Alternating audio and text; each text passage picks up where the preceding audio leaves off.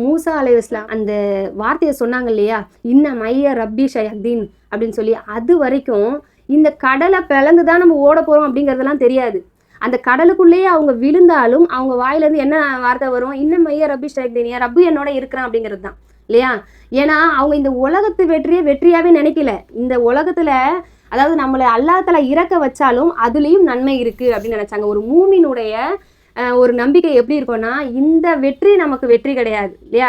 அல்லாஹ்வுடைய வெற்றி வந்து நம்ம நினைச்சே பார்க்க முடியாத வெற்றி அப்படிங்கிறது இருக்கும். ஏன்னா இப்ராஹிம் அலைஹிஸ்ஸலாம் வந்து ஒரு எரிகுண்டத்தில் அவங்க வீசப்படும் போது ஹஸ்புன் அல்லாஹு நேமல் வக்கீல்னு சொன்னாங்க. அது உடனே குளிரா மாறும் அப்படின்றது அவங்களுக்கு தெரியாது.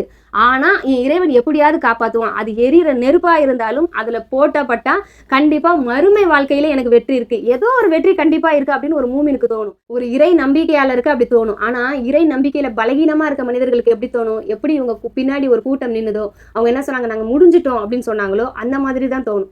ஏன்னா சாதாரண மனிதர்களுக்கும் இறை நம்பிக்கையாளர்களுக்கும் உள்ள வித்தியாசம் என்னன்னா, அவங்க வந்து சாதாரண மனுஷங்க இந்த உலகத்துல உள்ள விஷயங்களை தான் வந்து நமக்கு துணையா நினைப்பாங்க.